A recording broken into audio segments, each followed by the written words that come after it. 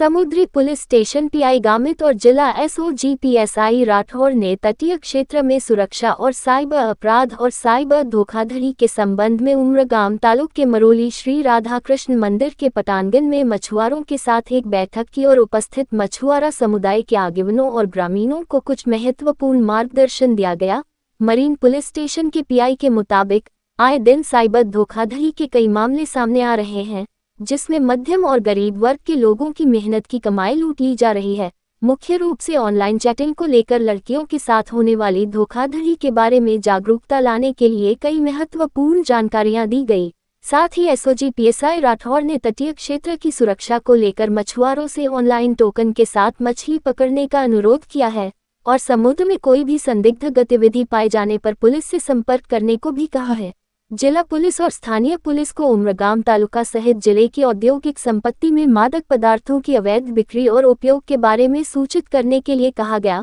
मरोली माछी समाज के नेता द्वारा लगभग 1.5 वर्ष पूर्व मछली पकड़ने गया एक स्थानीय युवक दुर्घटनावश समुद्र में गिर गया, जिसका शव आज तक नहीं मिला। सरकार की ओर से आर्थिक सहायता दिलाने के संबंध में आवश्यक प्रशासनिक प्रक्रिया में सहयोग करने हेतु मरोली माछी समाज के नेता द्वारा एवं पीड़ित परिवार को यथाशीघ्र सहायता प्रदान करने का अनुरोध किया। वाह ओછી નાની છોકરી ને ફોન આપણે તો આપી દેતા ને એ છોકરીઓ અંદર શું કરે ઇન્સ્ટાગ્રામ કે બીજા સોશિયલ મીડિયામાં બરાબર એટલે એમાં પછી આપણી છોકરી એવી રીતે બોળવાઈ જાય ને ફસાઈ જાય બરાબર એટલે કાલ પછી એને પછી આપઘાત કરવાના ઘણા બનાવ આપણા બહેના છે આવી રીતે ખાસ ઉમરગામ તાલુકામાં મેં બિલાડ બી 2 વર્ષ જેવું નોકરી કરી તો મેં ઘણું અનુભવ્યું છે કે માછીમારો ભાઈઓની વાત નહીં પણ સમગ્ર બધી પબ્લિકની વાત છે કે જનરલી કોઈ મોટરસાઇકલ કે ગાડી ચલાવતા હોય તો લાયસન્સ કોઈ લગભગ આરટીઓમાંથી મેળવતા નથી અને એમ જ મોટરસાઇકલ બધા ચલાવતા હોય છે વગર લાયસન્સે। તો જ્યારે આવા કિસ્સામાં કે અકસ્માત થાય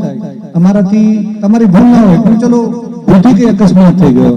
કોઈનું ડેથ થઈ ગયું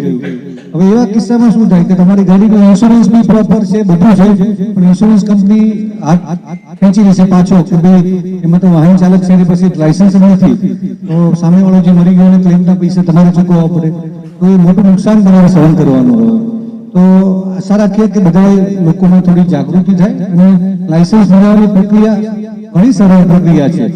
2 દિવસ તમે એક બે ધક્કામાં આરટીઓમાં પેલા ફોર્મ ભરીને ટ્રાયલ આપ્યા તમને લર્નિંગ લાયસન્સ મળી જાય અને તમને પાકું લાયસન્સ 1.5-2 મહિના પછી તમને પાકું લાયસન્સ પણ મળી જતું હોય છે। તો એમાં પણ આપણે બધાએ એકદમ અવેરનેસ રાખીએ અને ડ્રાઇવિંગ લાયસન્સ મેળવીએ અને આપણા વાહનોનો પ્રોપર આપણા ઇન્સ્યોરન્સ પણ હોવો જોઈએ જેથી કરીને કે અકસ્માત